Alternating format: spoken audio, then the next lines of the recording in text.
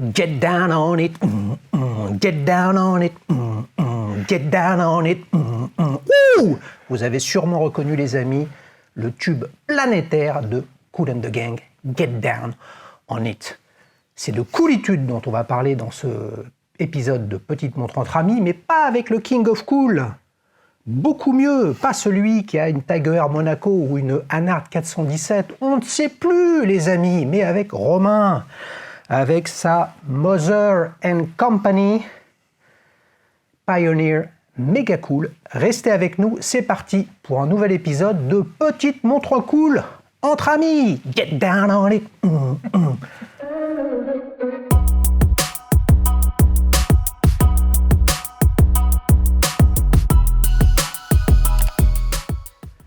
Et Romain, ça va? Bonjour, ça va bien. Oh le mec, putain, on est en train de danser tranquillement en boîte sur Kool and the Gang et le gars il me balance un bonjour monsieur. Comment allez-vous? Ça va bien monsieur. On va s'éclater les amis, c'est le thème, c'est le méga cool aujourd'hui. T'es venu avec un truc de malade, une montre, on a l'impression qu'elle est toute habillée sur le site internet de Moser, je l'avais jamais vue et en fait elle est méga cool parce que c'est vraiment une montre de sport. Oui, je pense totalement ça, avec surtout cette configuration qu'on va découvrir ensemble. Oh là là là là, le mec il nous fait un teasing de malade, est-ce que tu penses que je peux l'essayer? Je pense que tu peux essayer. Elle va m'aller ou pas? Je pense aussi, mais par contre... elle va trop bien m'aller les amis, on va regarder ça. Écoute, moi j'ai fait le choix de venir avec une montre atypique pour une autre montre atypique. Vous l'avez sûrement déjà vu, la Omega Constellation F300 Hz asymétrique. J'ai rajouté des photos de malades sur la plateforme d'Alichouz parce que toi tu le sais, mais vous le savez peut-être pas, on peut rajouter autant de photos qu'on veut à un avis qu'on a déjà déposé et choper des likes et des vues. C'est pas méga cool ça?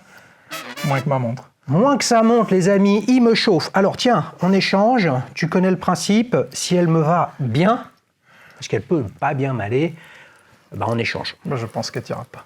Alors, là les mecs tout de suite... Déjà, la tienne ne me va pas. Ah, alors, écoutez, là les gars, ok. Alors, je me souviens d'un épisode sur une Zénith Défi, où là, le truc, il pendouillait jusque-là, t'es dans la même équipe. C'est la fameuse équipe de Thanos, c'est-à-dire les mecs avec des gros trucs. Je vais le remonter jusqu'au... voilà, presque jusqu'au coude. De toute façon, un gros poignet pour la porter. Attends, franchement, je m'attendais pas du tout à ça. Quel diamètre? Alors, un tout petit peu moins de 43.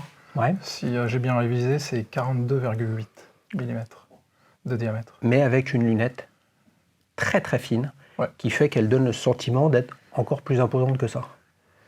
Après, ce qui balance un petit peu, c'est quand même les cornes qui sont plongeantes. On le verra sans doute sur les photos et les vidéos. C'est pas facile les amis pour faire des vidéos d'une montre comme ça. Moser c'est super réputé pour les cadrans. Ouais. Est-ce que c'est pour cette raison-là que tu es allé sur cette montre? Raconte-nous un petit peu. C'est la première fois qu'il y a une montre Moser sur la chaîne. C'est quand même globalement complètement inconnu. Pas pour les amateurs de montres que nous sommes, mais dans l'industrie horlogère, tu prends 100 personnes, ils font zéro en notoriété spontanée. Oui, après, je pense que dès qu'on est un petit peu amateur de montres, maintenant on le connaît. Hein. Ouais, enfin amateur de montres, t'as 99% des acheteurs d'une Rolex en boutique quand il y en a, puis il n'y en a pas, qui ne sont pas amateurs de montres. Tu leur demandes à eux, ils te diront qu'ils ne connaissent pas. D'accord. Comment tu arrives à ça alors, toi? Eh ben, moi, j'ai été impressionné par leur modèle Streamliner Central Second, la première, la Green Dragon. Ouais. Celle avec un gros décliné de vert vers le noir? Alors pareil, un cadran fumé vert allant vers le noir, avec un design de bracelet vraiment très différent de ce qui peut se faire dans les bracelets réglés. Ouais. Dans les bracelets intégrés, pardon. Vraiment super organique, un peu comme des écailles de serpent. Et je suis allé à un AD qui distribuait Moser. Alors, rien que ça, c'est une aventure parce qu'il faut en trouver. Il n'y en a pas beaucoup. Donc j'en ai trouvé un. Et il n'avait pas la Streamliner, mais il m'a dit j'ai un bon équivalent à vous proposer. Et il m'a montré cette montre-là, avec cette configuration sur bracelet acier.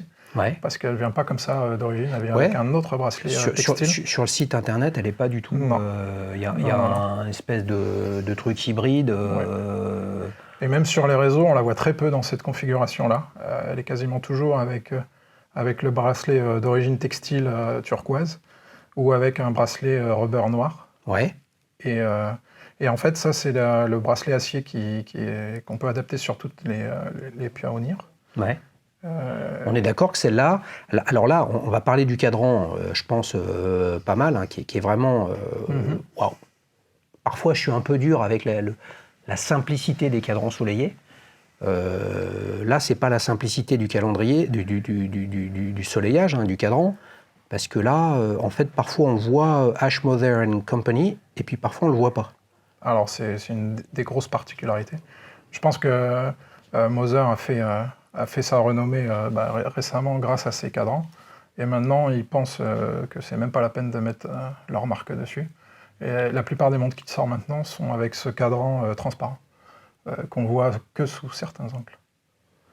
Et c'est tellement épuré, on en reparlera aussi peut-être un petit peu plus tard, mais il n'y a pas de Swiss made dessus, il n'y a rien. Oui, il n'y a rien, tout à fait. Tout à fait. Donc elle existe en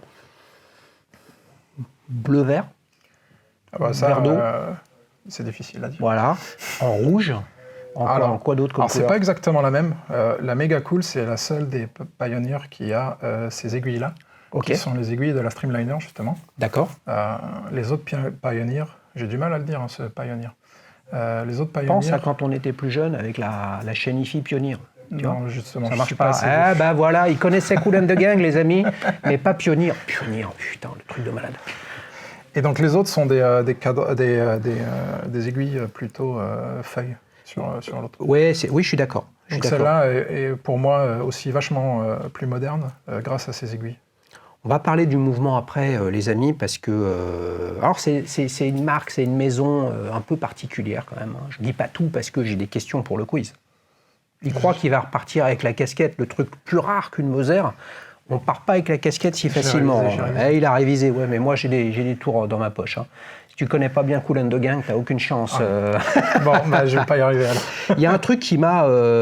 les amis, on enregistre dans une salle, machin, on s'est retrouvés en bas, je l'ai vu de loin, et le premier truc, quand on s'est dit bonjour, je l'ai regardé dans sa montre, forcément. Et je me suis dit, ah, la vache, en fait, de visu, ça correspond à la description qu'il y a sur le site internet de Moser. Montre de sport, plus qu'une montre de sport, que vous alliez sur l'Everest ou au fond des océans. Là, je me suis dit, les mecs, ils ont fumé la moquette chez Moser, c'est juste pas possible. Et visuellement, tu vois une dress watch. Et quand, et quand on la voit là, elle a alors évidemment, sur le site, elle n'a pas le bracelet acier, ce qui est assez paradoxal. Est-ce qu'il change tout, hein. Et puis on ne se rend pas compte qu'elle fait quasiment 44. Et là, elle a plein il y a plein de logiques de montres de sport, au sens le sport dans l'horlogerie, c'est-à-dire plutôt full acier, voilà. Parce que, en plus, le bracelet intégré, pour ne pas être celui d'origine, est vraiment super bien intégré dans la montre. Tu as un N-Link ici, qui est effectivement, tu as un brosset à trait tiré qui va dans le sens de la boîte, ce qui n'est pas le cas de bien des modèles. Et en plus, tu as vraiment une volonté d'en faire quelque chose de très très plongeant, comme tu en parlais tout à l'heure. Et puis en plus, c'est encore accentué par le bombé du verre, que je pense que tu n'as pas encore vu.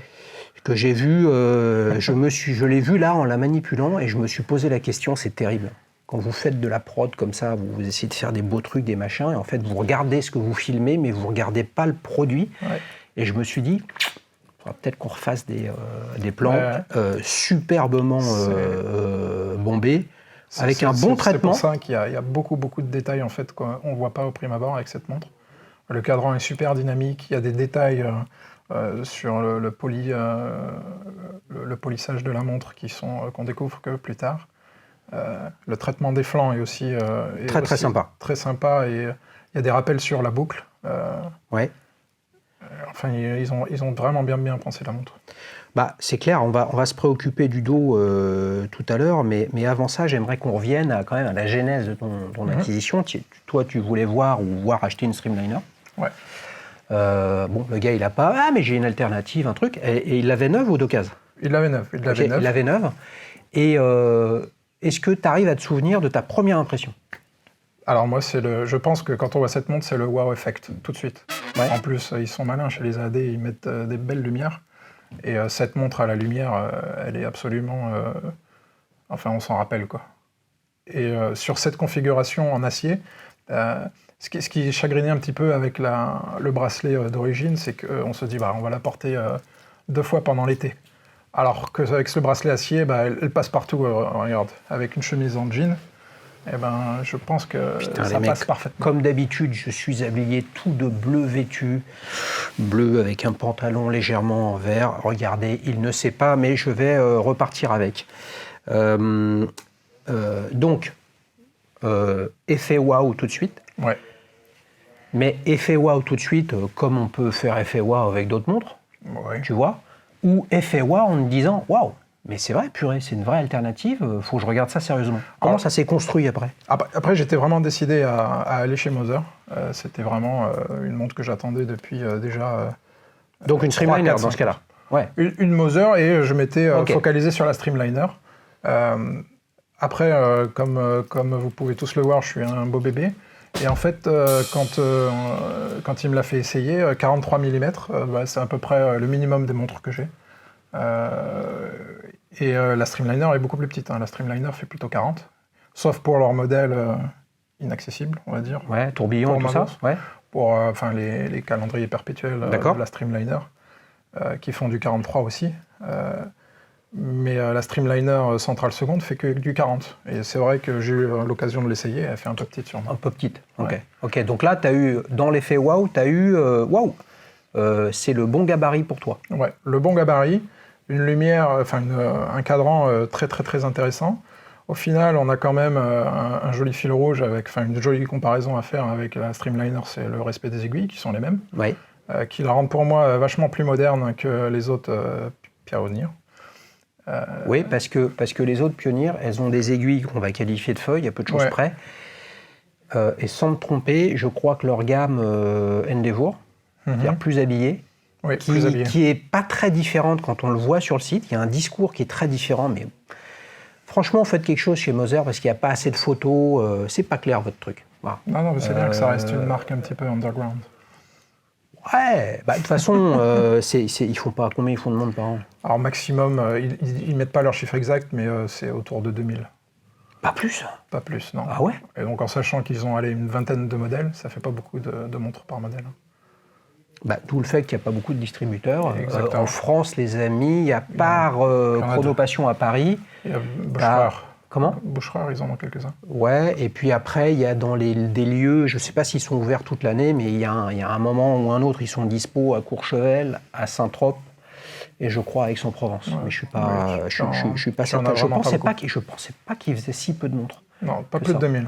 Ok, donc moralité, tu l'as pris chez ZAD ou pas ? Alors non, pour des raisons, on va dire, multiples. Ouais. Et par chance, j'ai trouvé une super occasion d'un mec qui la revendait dans la configuration que je voulais.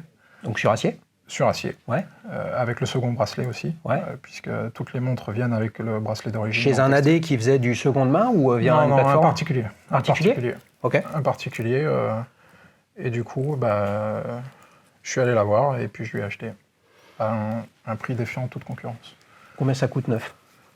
Alors je sais qu'ils ont augmenté leur prix récemment, mais je pense que la version de base sans le bracelet acier est autour de 16 000. Ok. Ouais, donc tu dois être à 18, 19, pas loin de 20 avec le bracelet acier. On est un peu moins de 2000 sur le bracelet acier, en plus, à rajouter. Il est un peu sérieux comme bracelet ou pas ? T'as une boucle. Ah, il y a un petit bordel là. Il y a un petit. Elle va peut-être m'aller ? Oui, sans doute. Comment ça marche ? Alors, j'appuie là ? Voilà, il suffit d'appuyer sur le logo. Ah, le logo là ? Ouais, le logo, et on a des mini-réglages. On a un demi-maillon. Ouais. Ça va pas suffire pour moi. Bon, on peut les enlever, les autres maillons. Get down on it.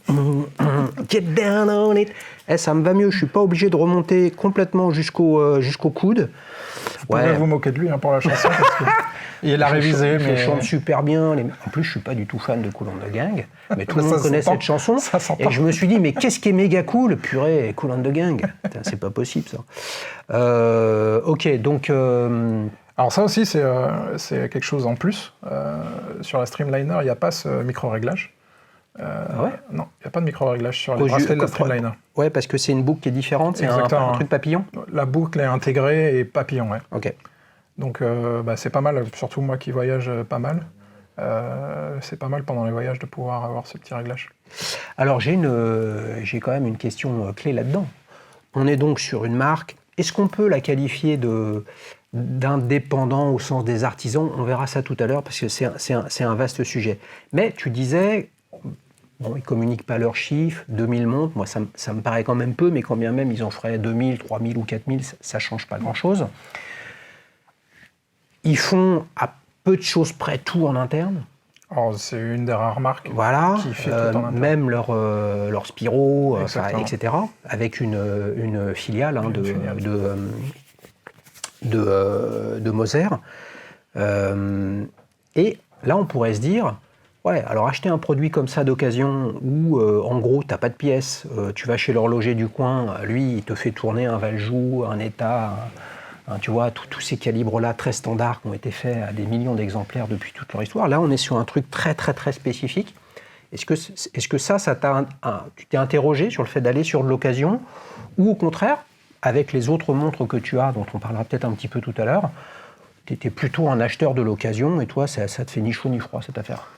Alors, je dirais un petit peu des deux. Mon parcours horloger a fait que ça ne me fait pas très peur de ne pas avoir les pièces au final.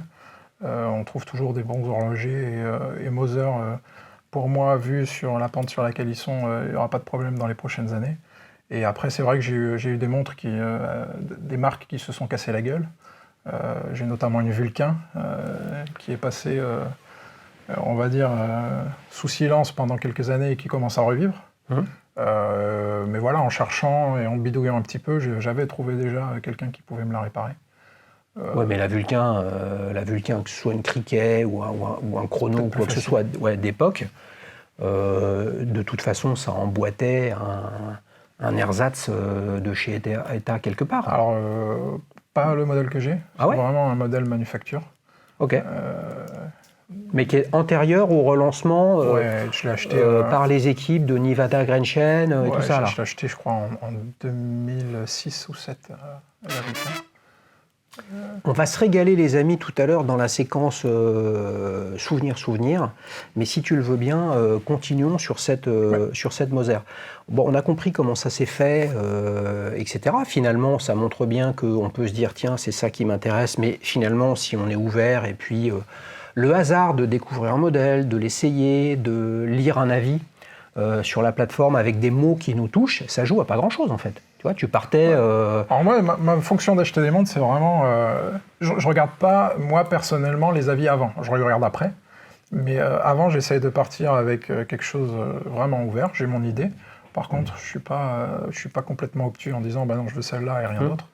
Non, mais c'est bien. Je fonctionne au coup de foudre. Si j'essaye quelque chose... donc là, t'es pas, entre guillemets... C'est pas le coup de foudre parce que tu n'étais pas fermé sur une Streamliner, tu te disais Moser, et c'est justement là où je veux remonter moi, c'est qu'est-ce qui fait que tu t'es dit tiens, Moser, ça m'intéresse? C'est bien lié à quelque chose. Ah bah pour moi, c'est leur design et surtout leur cadran. Ouais. Enfin, c'est super cool, quoi. La montre porte vachement bien son nom, mais leurs cadrans, ils sont complètement uniques. Aujourd'hui, un amateur de montres, autre que Rolex, il voit cette montre, à 200 mètres, il voit que c'est une Moser. Je suis sûr que toi, dans ton café, quand tu es assis et que tu m'as vu, tu as dit « Ah ouais, c'est une Moser ». Bah oui, mais j'ai bien peur que toi et moi ne fassions partie que d'une toute petite population. C'est pour ça que, moi, les autres, peu importe. Et même tant mieux que les gens ne reconnaissent pas ma montre. Par contre, c'est toujours agréable de partager avec de vrais amateurs. Justement, quand quelqu'un me dit « Ah, belle montre », je sais que quelqu'un avait vu ce que c'était. Bah, y a quelque chose au-delà du cadran. Alors effectivement, si on sait un peu, on sait que globalement, Moser, il y a toujours quelque chose de extrêmement réussi, limite poétique, à chaque fois dans leur cadran. Mais il y a aussi un boîtier. Et ça, c'est vraiment sympa parce que là, on voit, je ne vais pas dire la logique artisanale, hein, parce qu'ils valorisent beaucoup le craftsmanship sur leur site internet, donc les artisans. Mais il y a rien dans le boîtier, dans la carrure, et aussi dans le bracelet. il n'y a aucune norme ou aucun standard qu'on peut rapprocher de près ou de loin à autre chose. Et c'est ça aussi qui fait le charme d'une montre. Oui, oui, oui. Bah, les Moser, pour moi, sont vraiment uniques de par leur approche et puis de par leur design. Il n'y a rien qui est semblable. Alors l'autre point que je voudrais aborder avec toi, c'est que si on se focus vraiment sur le cadran et qu'on oublie tout le reste, les index et les aiguilles, on a ce qu'on appelle un design d'un objet subtil, habillé, discret. Si on enlève le cadran et qu'on regarde le reste, là on a quelque chose d'assez brutal, mécanique, sportif. Et j'ai le sentiment qu'avec ce modèle-là, ils ont réussi à marier, pas d'où ils viennent, parce qu'ils viennent de tellement d'endroits différents, entre les rachats, les arrêts, les reprises successives. Enfin, c'est quand même les montagnes russes, l'histoire de Moser depuis les origines. Ils ont réussi à faire une montre à l'intérieur, ultra habillée, où on pourrait être avec un smoking. J'en ai pas de smoking, j'en ai jamais mis, les amis, mais c'est un peu le truc qu'on pourrait imaginer avoir. Moi non plus. Voilà, bah oui, toi tu rentres pas dedans. Ou alors, costume sur mesure, les amis, comme pour moi. Hein. Attendez, on est taillé ou on n'est pas. Hein. Attends. Et avec un ensemble qui, lui, véhicule un autre message, et ça marche. C'est vraiment là-dessus que Moser développe son image de marque. C'est le respect de la tradition, mais tout en ayant un petit twist qui les différencie. Alors parlons un petit peu de ce fond de boîte ouvert. Hein. Il y a un fond qui est avec 8 petites vis, complètement différent de ce qu'on peut voir assez classiquement. Voilà. Donc de fait, ça, il faut la dévisser pour l'ouvrir. Hein. C'est pas, quelle étanchéité ? 120 mètres. 120 mètres, hein, c'est ça. Ouais. C'est ça. Déjà pas mal. Hein. Ouais. 120 mètres. Tu te baignes avec ? Je me baigne pas du tout avec mes montres. Bon, bah voilà. Tu te baignes pas du tout avec tes montres ? Non. Oh les mecs, moi je sais la collection qu'il a, alors là il se baigne pas. Alors attention, là il vous faudrait qu'on fasse un épisode sur les... Même me doucher, hein, je me douche pas. Non mais ça c'est pas bon, le savon, le shampoing et tout ça, c'est pas bon pour les montres. Non mais tu la portes, c'est ça qui est essentiel. Qu'est-ce qu'il y a comme petit plot traitement Luminova ? Alors c'est un mélange de céramique et de Super Luminova. Ouais. Je me souviens plus comment il l'appelle, mais c'est déposé. T'as perdu un point. Voilà, il a perdu un point sur le quiz, il le savait pas. Je crois que c'est Global Tech, quelque chose comme ça. Donc Super Luminova sur les aiguilles, pas l'aiguille des secondes. Oui. Et après, il y a des petits points sur tout le pourtour qui sont aussi au Super Luminova. Après le reste... Et ça envoie bien ? Ouais, un petit peu moins que les Panerai, mais ça envoie quand même. Ouais, Panerai avec leur cadran sandwich, c'est un peu la référence du truc pour t'empêcher de dormir, quoi. Ouais, voilà. Donc c'est moins que ça, mais ça marche quand même très très très bien. Donc toi, tu y as vu quand même Est-ce que tu y as vu une montre hybride ? Hybride dans le sens... la classe, chacun voit la classe de son côté, les amis. Il y en a qui voient la classe avec des trucs absolument horribles, et d'autres qui voient dans des trucs horribles la classe. Vous voyez la complexité du truc, chacun, tu vois. Toi, tu y as vu quoi, toi ? Tu y as vu un combo de tout ça, ou tu y as vu, en fait, non, une montre simple, 3 aiguilles, acier, réglage fin, que je peux porter tous les jours ? Moi, c'est ça que j'ai vu. Moi, c'est quelque chose que j'arrive à porter tous les jours, alors pas avec tout, mais j'ai une collection assez importante qui me permet de changer... non, mais tu parlais de Panerai, tu vois. Ouais. Est-ce qu'une Panerai, une Luminor, si tu as des Panerai, j'imagine que tu as une Luminor, la Luminor standard, c'est quoi ? C'est 45 ? 44 ? Ça dépend, mais on va dire 45, ouais. Non, mais la Luminor Marina... 45, ouais. 45, ça se porte plus facilement que ça ou pas ? Pour toi, hein. Évidemment, là, le sujet, c'est lui, le reste, on s'en fout. Hein. Pour moi, c'est pareil. Moi, même en Panerai, j'arrive à porter du 47-48, donc... Oui, que toi, tu y arrives avec la taille de ton poignet, oui, mais en termes de sensation pour porter la montre no-brainer. La no-brainer, la Daily, la truc, de toute façon, je la mets, elle est fiable, nickel chrome, elle prend pas les pètes, puis si elle en prend, c'est pas grave, et je la porte quasiment dans toutes circonstances. C'est plus une montre de ce type versus une Panerai pour toi ou pas ? Je considère que toutes mes montres sont portables. Sur des Daily. Ouais. Toutes mes montres sont faites pour être portées, c'est pas pour faire attention ou quelque chose comme ça. Mais celles que tu portes le plus souvent ? Ah, c'est une bonne question. Eh oui, oh, c'est pas facile, les mecs, oh. Ben, en fait, c'est toujours la dernière. Et donc, tu l'as depuis combien de temps, celle-là? Et ben, ça va faire une grosse année. Une grosse année. Une grosse année que je l'ai. Ouais, et depuis, c'est la love story complète? Ah ouais. Enfin, tous les matins. Enfin, elle est différente tous les jours. Il y a vraiment beaucoup de détails. Le cadran est super dynamique, le polissage est super dynamique, le flanc apporte quelque chose. Il y a des détails vraiment partout. Enfin, c'est vraiment, c'est ma plus belle montre de ma collection, à mon sens. Ouais. Ouais. Bah, c'est clair que là, on a un cadran soleillé. Bon, bah, on est dans une salle, il y a un peu d'éclairage artificiel, il y a un superbe soleil dehors, on verra tout à l'heure. On ira se boire une petite binouse quand même après, en écoutant du Kool and the Gang, les amis, ou autre chose. J'imagine que ton cadran, il va jusqu'au noir et quasiment au blanc avec un verre. Alors c'est très difficile, je ne sais pas si tes talents lui feront gloire, on va dire. Mais, il me chauffe le mec, putain, il me chauffe. Mais c'est très difficile. En photo, on ne se rend pas compte. Même le premier mot que tu m'as dit quand tu l'as vu, tu as dit « Ah ouais, c'est complètement différent de ce que j'avais vu. » Donc c'est vraiment très difficile. Et oui, ça passe du noir au vert au bleu. Enfin, moi, je ne peux pas dire quelle est sa couleur. Ouais. Bon, c'est clair qu'il y a du bleu et du jaune. Les amis, n'oubliez pas, hein, bleu-jaune égale couleur primaire égale bah, le vert, c'est un mélange de deux couleurs, le bleu et le jaune.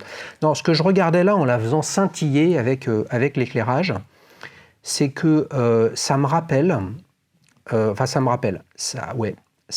le scintillement des index des grands Seiko, qui sont quand même réputés. Les amis, il y a la semaine dernière, bon, en fonction du moment auquel vous voyez cet épisode, on avait une grande Seiko Spring Drive SBGE 255G. Tout un roman, les mecs. On faisait le décompte avec David, qui était l'invité, du nombre de facettes qu'il y avait les Japonais sur le polissage, sur l'index. Donc on avait fait le calcul, multiplié par 12, ça faisait 96 facettes différentes. Donc forcément, quand tu bouges comme ça, ça scintille. Et bien là, on retrouve ça aussi. Pas mal du tout. Le calibre, revenons-en. Je regarde la trotteuse depuis tout à l'heure et j'ai le sentiment que c'est une petite fréquence. 3 Hz. 3 Hz, ah ouais, donc 18 000 alternances. Ouais, on est sur une gros 3 jours réserve de marche. Super. Mouvement manufacture, on va dire leur entrée de gamme. Ouais. Super finition, hein, avec pont traversant. Waouh. Et alors pour le coup, attends, ouais. Moser, c'est la Suisse géographiquement du Nord, hein, là-bas vers. Suisse allemande, ouais, c'est ça. Donc c'est pas des niveaux finition sur la platine, c'est pas des côtes de Genève, ça. C'est autre chose. Ils appellent ça les côtes Moser, je crois justement. C'est des doubles côtes de Genève. Switzerland quand même. On voit le blason de. Alors il y a un détail sympa. Quand je te dis qu'il n'y a pas marqué Swiss Made, il n'y est qu'à un endroit. Le reste, on ne voit pas. Il n'y a pas de Swiss Made nulle part. Donc il y a juste écrit Switzerland. Et il y a un Swiss Made quand même, il faut le trouver. C'est un peu le Easter egg. Ah ouais, non mais ou le qui a vu...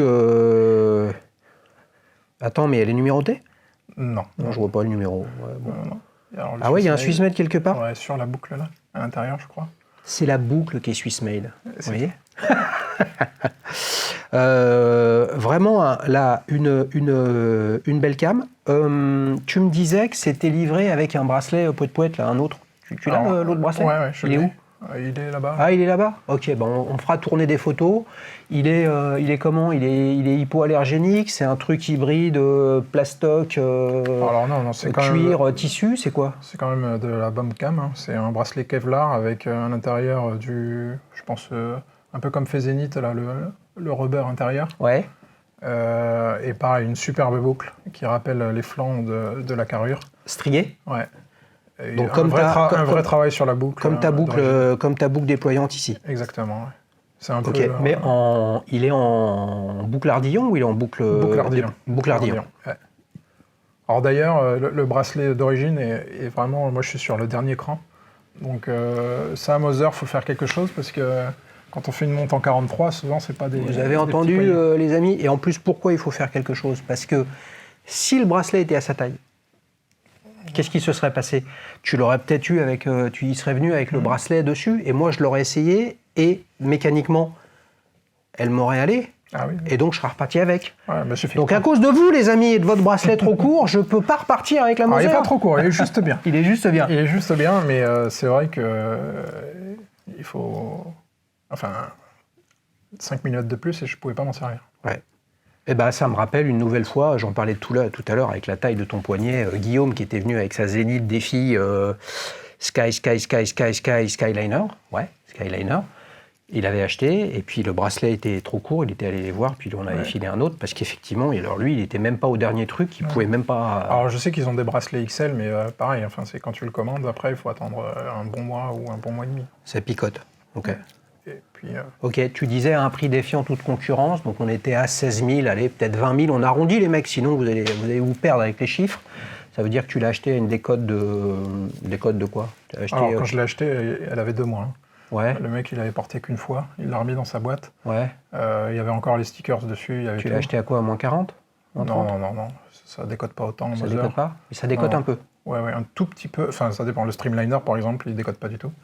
Mais ce modèle-là, un peu moins connu, je l'ai acheté à... alors, je ne l'ai pas acheté en euros, mais on va dire entre 13 000 et 14 000. D'accord, ok. Mais d'un autre côté, 13 000 balles, t'as quoi neuf? Je pense à Panerai, marque que je connais pas bien sur les prix, mais une Luminor avec une complication un peu, celle à 10 jours de réserve de marche, ça coûte bien 15 000 balles en boutique, ça. Alors Panerai, c'est devenu trop cher. Là, depuis quelques années, le rapport qualité-prix est plus du tout, à mon sens. Moi, je fais partie des fanatiques un petit peu de la marque. J'en ai quelques-unes. Mais on va dire qu'il y a 5-6 ans, c'était encore positionné fourchette haute, mais c'était encore acceptable. Aujourd'hui, effectivement, une 3 aiguilles Panerai, c'était tout de suite à 12-13 000. Hein, ouais, ok. Est-ce que ça peut être une des raisons qui fait que tu vas sur des marques plus confidentielles, plus liées à des artisans, plus avec des manufactures intégrées Alors, est-ce que ça peut être une des raisons? À part Panerai, qui m'a vraiment, on va dire, séduit par leur design un petit peu unique, et puis, on va dire, de bûcheron, pour moi. Ouais. Qui me va... la chemise, hein oui. Ah oui, oh. Qui me va bien. J'ai toujours cherché des super rapports qualité-prix dans mes montres. Mais qu'est-ce que tu mets dans qualité? Ah bah après, voilà. Chacun y met ce qu'il veut. Ah, c'est bon. Mais par exemple, pour moi, ça, c'est Moser, rapport qualité-prix, c'est de la haute horlogerie, à mon sens. Après, il y a débat ou pas. Mais c'est de la haute horlogerie. À 13 000, il n'y a pas beaucoup d'autres horlogeries. Bien sûr. Non, mais donc ça veut dire que dans la notion de qualité, tu mets faible quantité, artisanat, recherche stylistique en termes de design, etc. D'autres, dans la qualité, pourraient mettre autre chose. Ouais, mais attends, elle est en or. Donc forcément, c'est mieux. Bah oui, mais chacun son truc. Oui, chacun son truc. C'est là où c'est compliqué, les amis, le rapport qualité-prix. Moi, j'y crois pas beaucoup à ce truc. Et pour autant, sur la plateforme d'Alichouz, www.dalichouz.com, quand vous partagez un avis sur votre montre avec vos photos, etc., il y a une question avec de 1 à 5 étoiles sur le rapport qualité-prix, parce qu'en fait, ça parle à beaucoup de monde, le rapport qualité-prix. Et c'est vrai que quand on cumule des dizaines d'avis sur un même modèle ou une même marque, en fait, les biais sensoriels, cognitifs ou culturels de chacun, en fait, ils sont neutralisés et ça permet d'avoir une lecture, tu vois, plus propre un peu plus lissée, on va dire. Voilà, exactement. Mais chacun a sa vision du rapport qualité-prix. Si tu avais un petit adjectif pour la qualifier, celle-ci, ce serait quoi? Il y en a beaucoup. Mais...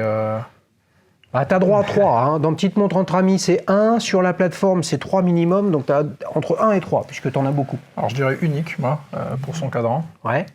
Je dirais robuste, parce que c'est quand même une montre robuste. Enfin, ça lui va bien. Et puis, je dirais envoûtante, pareil, pour son cadran. Enfin, son cadran change tout le temps. C'est vraiment un cadran... il faut voir pour le croire, quoi. C'est clair que moi, je le vois, les amis, c'est là le jeu de lumière. Pour faire apparaître, vous verrez sur les images, j'essaye de faire apparaître le nom de la marque, puis parfois, j'y arrive pas. Puis parfois, il apparaît.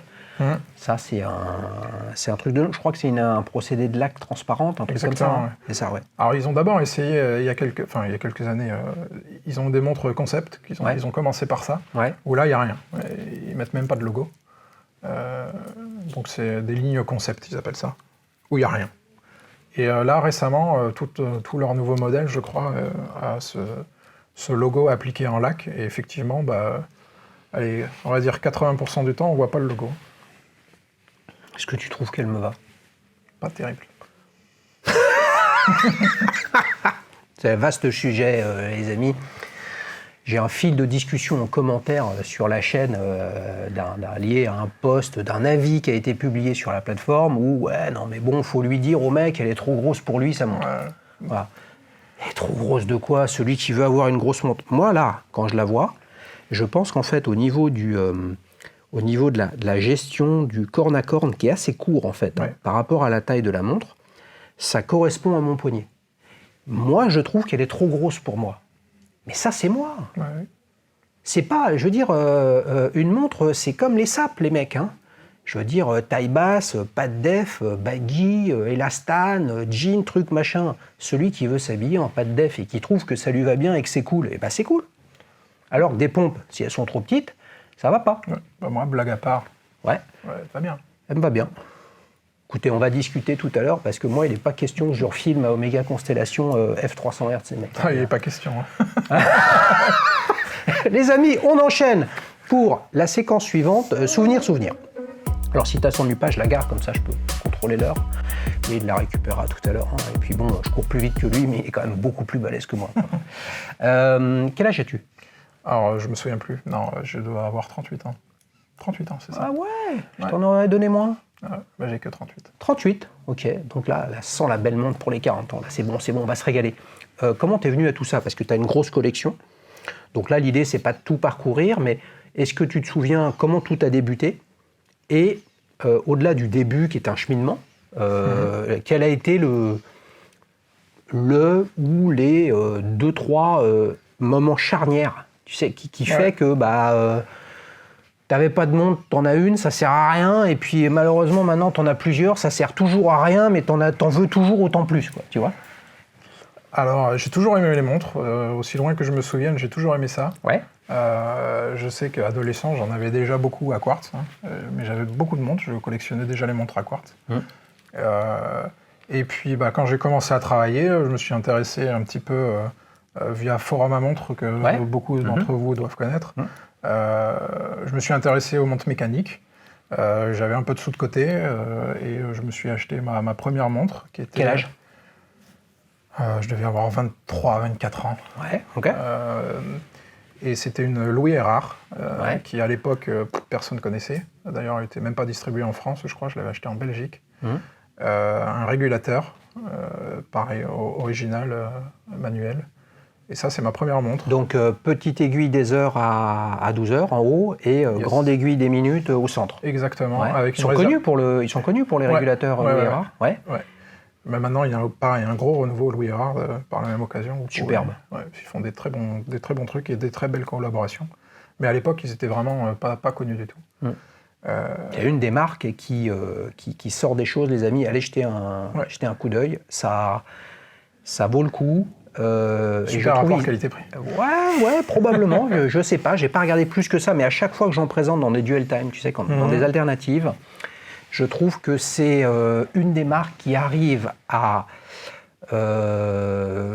maintenir sa trajectoire historique et son ADN, notamment avec les régulateurs, mais en sortant des modèles modernisés. Et moderniser ce qu'on a fait dans le passé, sans faire l'éternel héritage, hommage interne ou je ne sais quoi, c'est réussi. Moderniser sa collection, c'est pas facile. Ils pas trop sur leur histoire, d'ailleurs.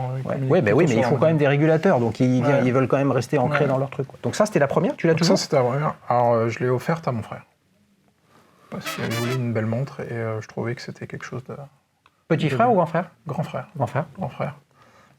Donc je lui ai offert et il est très content. Super. Okay. Donc ça, c'était la première. Donc ça, c'était la première, il y a 13 ans à peu près. Ouais. 13 ans. Et après, je suis tombé amoureux. Alors après, j'ai des coups de foudre tous les 2 ans. Et j'essaye d'attendre 2 ans pour avoir des coups de foudre. Et donc on va dire que c'est à peu près la fréquence à laquelle je m'achète des montres, c'est à peu près tous les 2-3 ans. Donc j'ai eu un coup de foudre pour une Vulcain, dont on a parlé tout à l'heure, une Earth Anniversary. Alarme montre réveil, Ouais. tout mécanique manuel, avec 2 barillet, squelette. Et ça, pareil. Hein. Ouais, deux barillet, donc réserve de marche du réveil séparée de la réserve de marche de la montre. Exactement. Oui. Et donc selon qu'on remonte la montre vers le haut ou vers le bas, ça remonte à un des 2 barilles. Et celle-là, je l'ai cherchée longtemps. En fait, toutes mes montres, encore à part Panerai, sont des montres un petit peu difficiles à trouver. C'est ce que j'aime bien dans les montres, c'est chercher en fait. C'est la phase de recherche qui est pour moi le plus intéressante. Et quand on l'a... T'as pas envie d'arriver comme ça dans une boutique avec écrit pigeon sur la tête et dire bonjour, j'ai 10 000 balles à mettre, mettez-moi en liste d'attente. Et puis 4 ans plus tard, on t'appelle pour un truc à 15 000 balles parce que ça a pris 5 000 d'augmentation. Je ne veux pas dire de nom, mais oui. Okay. Je suis plutôt dans la recherche de trucs qui sortent un peu de l'ordinaire. Après, voilà, j'ai beaucoup aimé Panerai, j'ai eu une période Panerai. Attends, avant que tu en parles de la Panerai, juste la jonction, là, parce que sur le papier, globalement, une montre au régulateur, une Vulcain Cricket, on la fera défiler, hein, il m'enverra des photos après, c'est quand même très très loin d'une Panerai, que ce soit une Luminor ou une Radiomir. Quand j'ai commencé à construire ma collection, je me focalisais un petit peu sur les complications. Donc régulateur, réveil. Ouais. Après je me suis dit bon, comment la complète chronographe. Chrono, Zénith chronographe, El Primero. Pareil, un petit peu de recherche. Laquelle version tu as pris? La Captain chrono. Donc c'est un chrono habillé un peu. Ouais, un petit peu habillé. Okay, ouais. En 43 mm aussi. Ouais. Donc après quoi, montre de plongée, c'est pas une complication. Alors si on cherche un petit peu. Non, si nous baratine, moi je laisse pas passer ça. Hein. Non, après pourquoi je me suis tourné vers Panerai, je cherchais une montre GMT. Parce que mon travail fait que je voyage beaucoup. J'ai cherché une GMT. Et GMT, Panerai, ils se défendent bien. Ah ouais? Ils ont des très jolis GMT. Et donc je suis tombé sur une GMT 10 jours de réserve de marche. Donc ça, c'était ma première Panerai. Boîtier coussin. 10 jours? 10 jours, ouais. Mais attends, GMT, ok, mais alors il y a une aiguille GMT, mais il n'y a pas de lunettes. Il n'y a pas de lunettes. Ah ouais, ok. C'est une seconde aiguille, un second fuseau. Ok, c'est intéressant ça. Et donc après, Et comment est gérée la réserve de marche? Alors elle indiquait justement. Elle indiquait sur le cadran. Non, mais avec une aiguille, avec un quoi avec Alors c'est une réserve de marche linéaire. Justement, l'affichage est un petit peu, oui, donc à 6 heures horizontale. Exactement. Ouais. Ah, c'est intéressant ça. Ouais. Intéressant. Ok. Donc ça, c'était ta période Panerai? Ouais. Et qu'est-ce qui s'est passé alors? Qu'est-ce qui s'est passé? Non, mais après, si c'est au passé. T'en as eu ras la cacahuète? Eh ben, personnellement, le rapport qualité-prix, pour moi, il n'y est plus du tout. T'en as combien de Panerai, sans indiscrétion? J'en ai 3. Ah ouais. Et là, donc, t'as vu successivement le bazar augmenter. Ouais. Et là, tu t'es dit, c'est bon. Là, pour moi, je retrouve plus mon compte, en tout cas. Ouais, mais regarde, Panerai, groupe Richemont. D'accord, Richemont, c'est IWC, Gégère Lecoutre, Lange & Söhne, je veux dire, ça n'arrête pas. Regarde le prix d'une Reverso, c'est juste délirant l'augmentation. Donc en fait, ils n'ont pas plus ou moins augmenté que tous les autres. Oui, mais moi, ma vision de rapport qualité-prix, comme on en a parlé tout à l'heure, aujourd'hui, moi, je ne m'y retrouve pas. Je trouve que l'argent qu'on y met ne vaut pas ce qu'ils nous offrent. Ok, ça pourrait changer, tu penses? S'imagine, il sort un truc, il ressort une Mare Nostrum. C'est bon, ça? Ouais, pas terrible. J'aime pas. C'est la seule que j'aime bien. Ils l'ont déjà ressorti. Ils l'ont déjà ressorti? Ils l'ont déjà ressorti. Pas avec un bon rapport qualité-prix? Non. Non. Pas facile, les amis. Donc ça, est-ce qu'il y a, avant d'enchaîner sur le quiz, les amis, roulement de tambour, ça va bientôt arriver. Qu'est-ce qu'il y a entre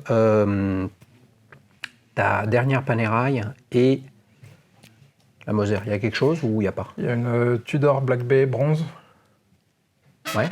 Combien? 43 mm aussi. 43? 43, c'est la seule. Il y a des Tudor en 43? Ouais. Tudor Black Bay en 43? Eh oui. Mais ils l'ont fait spécialement pour toi, c'est une série limitée à usage unique? Non, il y en a plusieurs. C'est vrai? Non, mais ils ont un modèle en bronze.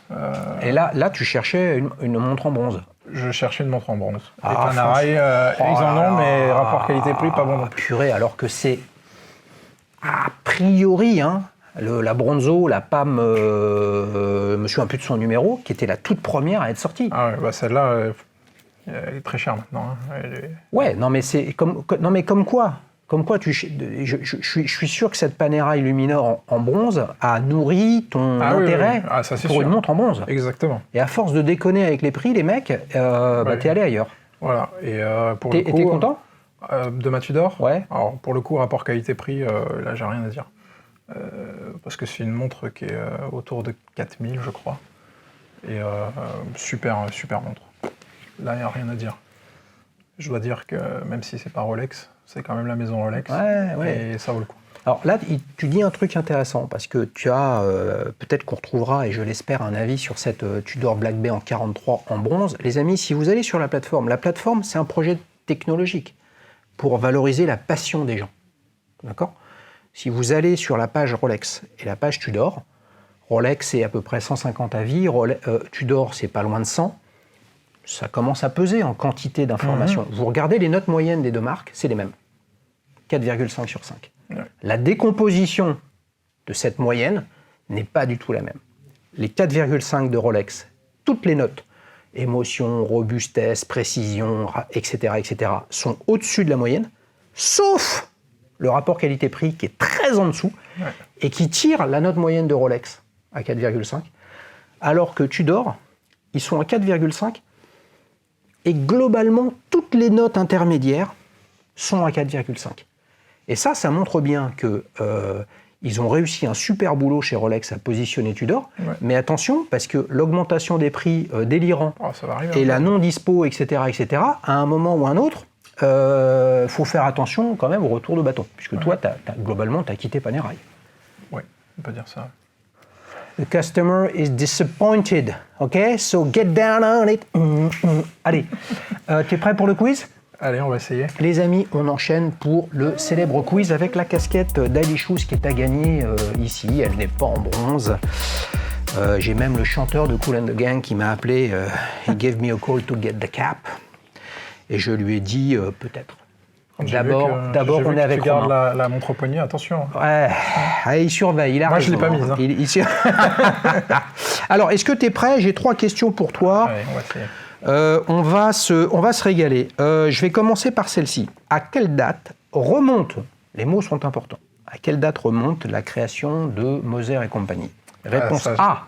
Même pas besoin. Ah bah si, parce que pour nos amis auditeurs, il y a des punchlines aussi là derrière. Je l'ai révisé ça. 1828, réponse A. Réponse B, 1848. Réponse C, 1868. Réponse A, 1828. T'es sûr? Certain. Bonne réponse, les amis, mais c'était tellement facile. J'ai choisi qu'elle soit facile pour qu'il puisse bien démarrer. Pour qu'il marque son point, il va falloir qu'il me dise à quoi correspondent les 2 autres dates. Ça, c'est du jeu. Alors, 1848, c'était quelle date, ça? Eh ben, c'était 1848. Peut-être la date où ils ont déménagé à... Non, c'est pas lié à l'histoire de Moser. Ah oui. Ta date de naissance? Hop, les amis, c'est chaud. C'est la date de création d'Omega. Moi, je suis né quelques années plus tard. Et 1868, c'est la date de création de IWC. Alors, ça m'a fait rire parce qu'il y avait des 8. Et puis IWC, c'est à Schaufhouse. Et Heinrich Moser a contribué au développement de IWC lorsque Aristotle Jones a commencé à créer ça.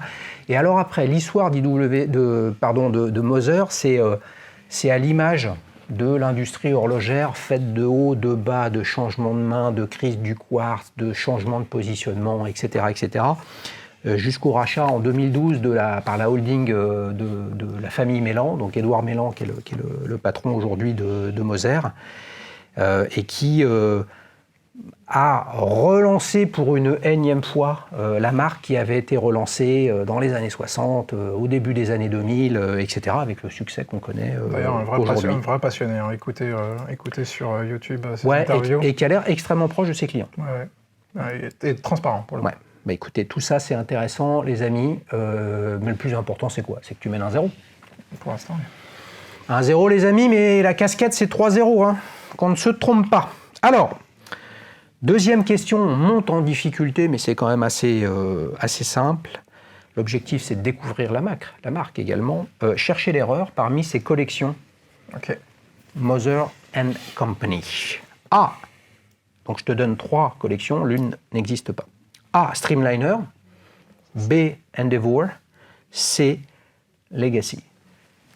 On est sur la Legacy, qui ne fait pas partie. Elle n'existe pas, la Moser Legacy? Non, ça c'est du MBNF. Ça. Et oui, celle qui existe, c'est la Moser & Company Heritage, qui est la 4e collection de la marque, avec la Pioneer qu'on a là, forcément la Streamliner, on va dire, type bracelet intégré. Très réussi, hein, parce qu'aller chercher le bracelet intégré sans ressembler à une Royal Oak couplée avec une Omega Constellation et une Patek Philippe Nautilus, c'est quand même pas facile. Belle réussite. Endeavour, là on est sur le modèle plus habillé. Et puis la tradition horlogère encore plus classique avec la collection Héritage où là il y a du quantième perpétuel, du tourbillon. Oui, mais du tourbillon sur toutes. Hein. Toutes maintenant, même les pionniers. La Mega Cool existe par exemple en tourbillon. C'est la même avec un tourbillon pour le coup. Super. Ouais. Avec les mêmes aiguilles. Mêmes aiguilles.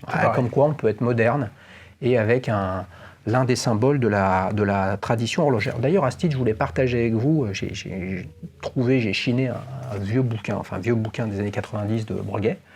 Dans toute sa vie, Breguet a fait entre 5 et 10 montres de poche tourbillon. Tu vois, donc l'invention du tourbillon, le mec qui l'a inventé, sur toute sa vie, en 20 ans, il en a fait 5, il en a fait 6, il en a fait 7. Vous vous rendez compte du niveau de complexité qu'il fallait aller chercher. 2-0, mon cher Romain. Attention, le hat-trick va peut-être arriver, mais là c'est plus compliqué, on va se régaler. En 2016, roulement de tambour. 2016, tu avais 30 ans. Hein. J'ai suivi ce qu'il me dit, les mecs. Hein. La marque a lancé une collection de montres innovantes et ironiques. Pas iconique, ironique. Laquelle? Réponse A. Swiss Alp Watch. Réponse B. Unplugged Watch. Réponse C. No Battery Watch. Je crois que c'est... Oh, le gars, il prend la casquette avant de donner la réponse. Il est chaud, il est provoquant. Alors? La Swiss Alp. Swiss Alp Watch, bonne réponse. Qu'est-ce que ça m'a fait sourire quand j'ai vu ça? Une montre mécanique qui ressemble à une Apple Watch. Exactement. D'où le terme Alp Watch. Apple Watch. C'est d'ailleurs la montre qui a permis de relancer Moser. C'est la première montre qui a permis de les relancer. Vraiment intéressante, avec un jeu assez subtil sur la petite seconde, qui donne le sentiment que vous avez le loader lorsque votre Apple Watch... puisque globalement, le pied de nez, c'est l'Apple Watch, c'est pas la smartwatch en général, d'où le terme montre ironique. Et après, ils l'ont, après ou avant, enfin bref, elle a été déclinée en forme rectangulaire, etc. Tout ça en série limitée, l'histoire dit qu'il a utilisé, que Moser a utilisé des anciens calibres qu'ils avaient, et qu'ils ont tout utilisé, que maintenant ils ne la font plus à cause de ça. C'était des anciens calibres. Jusqu'au jour où ils la relanceront. Peut-être. Alors, essaye cette casquette, voir si elle te convient. Oh, ouais. Non, mais ça me rassure. Il n'y a pas que moi qui ai une grosse tête. Quand elles arrivent, les casquettes, il faut les régler. Bon, ben je la réglerai plus tard. Non, mais si, regarde, je vais te la régler. On veut voir s'il arrive à la mettre. Réglage fin. OK? Bon. Ouais. Putain, la Moser se règle plus facilement. C'est du réglage fin made in China, ça. C'est pas possible, ça. Réglage fin, regarde. Voilà, réglage fin. Alors, C'est bon. Get down on it. Get down on it, les amis. On en a fini avec le quiz. On enchaîne pour la dernière séquence.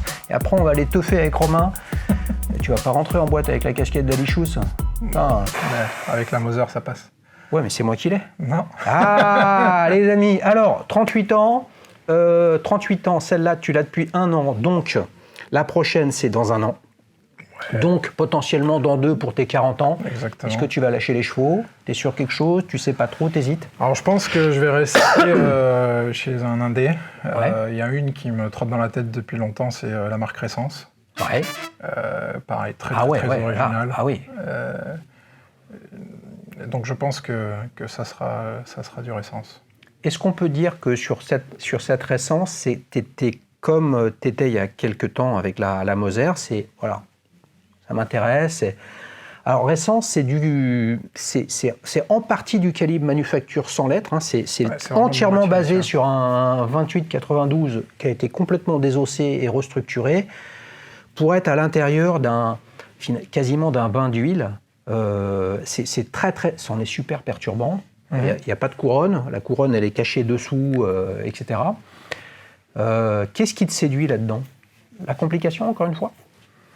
Je dirais l'originalité. C'est pareil, c'est une montre qu'on ne voit pas partout.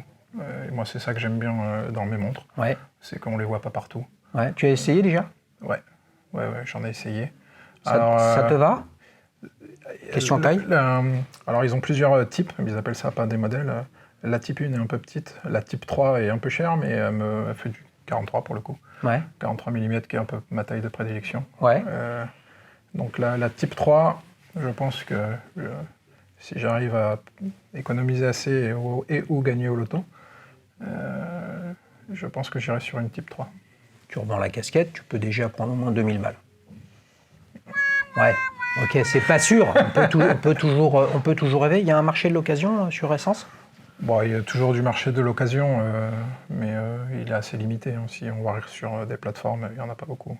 Ouais. Comme les Moser, hein, c'est quand même super limité. De toute façon, petit volume, à un moment ou un autre, petit volume annuel, 10 ans après, c'est 10 fois le petit volume. Hein. C'est pas très compliqué. T'es arrêté là-dessus ou éventuellement, t'es aussi open, c'est le sentiment que tu donnes, à te faire, tu vois, perturber, secouer par un truc que t'attendais pas? Je me suis fait déjà perturber. Ressence, je l'ai en tête depuis peut-être 6 ans. Ouais. Je me suis fait perturber par Moser. J'ai changé ma route. Ouais. Je peux me faire reperturber aussi sans aucun problème. Ouais. Une autre Moser, je pense que je serai ouvert aussi. La Streamliner, elle est quand même toujours là. Ouais. Est-ce qu'on peut rajouter un dernier truc là-dessus?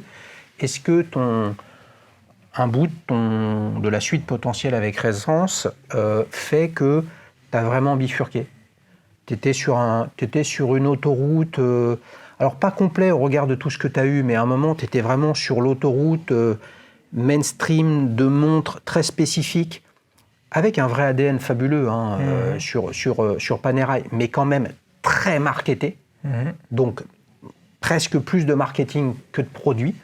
Et là, t'es sorti. Pas à l'époque. Pas à l'époque, ouais. Ouais, mais là, t'es sorti. Ouais. T'es sorti et maintenant, bon, ok, le marketing, c'est bien les mecs, mais en fait, moi, ce qui m'intéresse, c'est le produit. Mais ça a toujours été ça, au final. Le marketing... Donc toi, t'as pas changé de route, c'est juste Panerai qui a changé? Ouais, pour moi, oui. Après, le marketing, il en faut, puisque sinon, on ne connaît pas les produits. Non, mais c'est pas une critique. Mais là, le marketing va plus avec le produit et ce que je souhaite mettre... dans mes outils de mesure. Ouais, non mais c'est intéressant parce que quand même dans cette discussion, tu n'as plus le rapport qualité-prix chez Panerai, mais c'est pas le problème, c'est pas qu'ils aient augmenté le prix, c'est que tu es toujours prêt à mettre 10, 15, peut-être 20 dans une tocante, mais il faut que le produit suive. Ouais, non mais ce qui est intéressant, tu vois, tu aurais pu avoir comme démarche de dire non mais de toute façon moi, je ne veux pas dépasser les 10 000, donc Panerai, ils ont dépassé, donc c'est mort pour eux, et je reste, qu'est-ce que je peux trouver à 10 000? Toi, tu es plutôt dans une logique, non, mais moi, j'ai un pouvoir d'achat qui me permet de le faire, mais maintenant, j'en veux plus. Exactement. Pour les thunes que je mets sur la table. Exactement. Les amis, on se régale. Vous retrouvez, je l'espère, prochainement les avis de Romain sur la plateforme. Si vous avez une Moser, bien évidemment, rejoignez-le, rejoignez les autres amateurs pour partager tout l'intérêt de ces montres et puis de les faire découvrir. C'est ça l'objectif de la plateforme. Merci beaucoup Romain. Comment on fait pour participer? D'abord, il faut qu'on fasse du dub ou qu'on fasse de la beatbox ou qu'on se mette à chanter, sinon je vous sélectionne pas. Tu y tiens à ta chanson. Hein. Mais ouais, vous le savez pas, il m'a envoyé une vidéo où il chante du Kool and the Gang. Et en plus, il bouge son corps et tout ça comme s'il était en boîte. Les amis, on va se régaler. On pensera à vous tout à l'heure, on va aller boire un coup. Pour participer, www.dalichous.fr, ou dites qui vous êtes, ce que vous voulez faire, est-ce que vous êtes dans le coin et puis on enregistre là sur le canapé ou alors à distance. Et si vous voulez participer à la plateforme, www.dalichous.com. Aussi Salut facile Romain. qu'un email. Aussi facile qu'un email. Et voilà, ciao ciao les amis, bye bye. Au revoir.